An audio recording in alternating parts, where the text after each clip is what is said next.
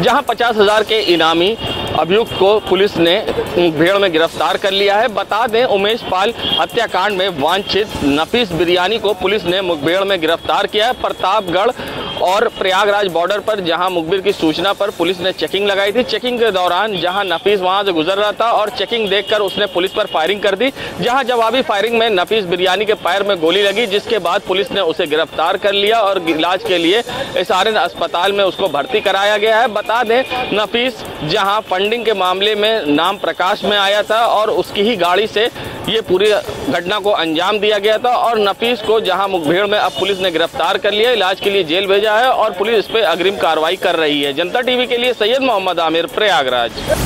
Train दुर्घटनाओं को रोकने के लिए लगातार कवायद की जा रही है। इसको लेकर उत्तर रेलवे ने आज जो है एनडीआरएफ के साथ मिलकर मॉक ड्रिल किया, जिसमें एक कोच को दूसरे कोच के ऊपर चढ़ा दिया गया और कहा गया कि दर्जन भर से ज्यादा लोग घायल हुए हैं और ये जो है लोग सूचना दी गई। उसके बाद देखा गया कितनी जल्दी जो है रेलवे वाले मौके पर पहुंचते हैं, कर्मचारी कितनी जल्दी पहुंचते हैं और जो है डॉक्टर्स कितनी जल्दी मौके पर पहुंच पाते हैं।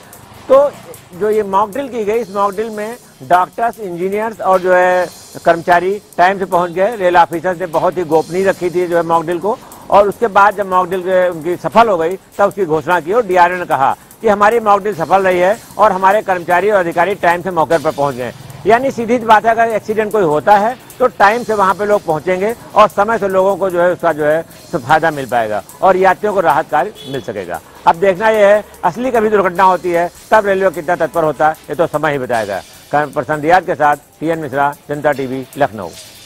डेंगू, मलेरिया और चिकनगुनिया के बदलते स्वरूप से मस्तिष्क से जुड़ी समस्याएं बढ़ रही हैं। ये कहना है doctor R K. Garg, KGMU department of neurology के हेड ऑफ डिपार्टमेंट का। उनका कहना है कि कोरोना के बाद से जो वायरल का जो स्वरूप दिन प्रतिदिन बढ़ता जा रहा है और मजबूत होता जा रहा है, इसमें कहीं ना कहीं पोटेशियम की बॉडी में कमी हो रही है, जिसकी वजह से मस्तिष्क स्ट्रोक की समस्याएं बहुत बढ़ रही हैं और आए दिन स्थिति यह है कि हफ्ते में 3 से 4 मरीज वायरल से पीड़ित हैं, जिनको की मस्तिष्क स्ट्रोक की भी समस्याएं हैं। साथ ही साथ हमने इस विषय पर बात की पीजीआई में डॉक्टर रुचिका टंडन से, जो कि डिपार्टमेंट ऑफ न्यूरोलॉजी की प्रोफेसर हैं। उनका भी ये कहना है कि कहीं ना कहीं हाइपोकैलेमिक बीमारी वायरल से पीड़ित मरीजों में पाई जा रही है, जिसकी वजह से बॉडी में पोटेशियम की कमी हो जा रही है और मस्तिष्क स्ट्रोक की समस्याएं बढ़ रही हैं।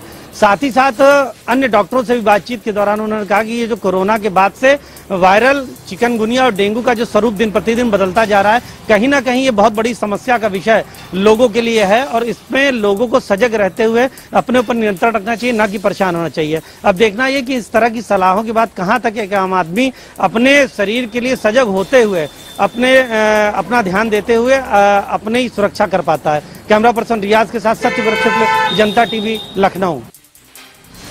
उत्तर प्रदेश के डिप्टी सीएम केशव प्रसाद मौर्य कस्बा मूसा नगर पहुंचे और जैसे ही इसकी सूचना एक पीड़ित महिला को मिली, वह भी अपनी समस्या लेकर उनके पास पहुंची। जब डिप्टी सीएम का काफिला रवानगी को तैयार हो रहा था, उस बीच महिला अपनी समस्या लेकर डिप्टी सीएम के पास पहुंचने का प्रयास करने लगी, जिस पर वहां मौजूद पुलिसकर्मियों ने उसे कस्टडी में ले लिया और थाने ले गई। पीड़िता ने जानकारी देते हुए बताया कि उसकी 4 बीघे जमीन पर दबंगों का कब्जा है। लगातार थाने, तहसील से लेकर जिले के अधिकारियों से गुहार लगा चुकी है, लेकिन उसकी समस्या का निस्तारण नहीं हुआ। अचानक उसे सूचना मिली कि उत्तर प्रदेश के डिप्टी सीएम मूसा नगर पहुंच रहे हैं। उसे न्याय की आस जगी और वह मौके पर पहुंची एक एप्लीकेशन लेकर कि कहीं न कहीं उसकी समस्या जब सरकार तक पहुंचेगी तो उसका निराकरण जरूर हो जाएगा। लेकिन समस्या का निस्तारण होने की बजाय उल्टी उस पर कार्रवाई कर दी गई।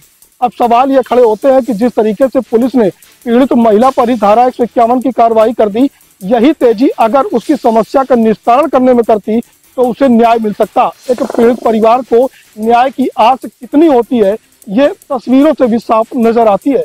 अब सवाल ये खड़ा होता है कि आखिर इस महिला को न्याय कब और कैसे मिलेगा। कानपुर देहात से गौरव शुक्ला, जनता टीवी।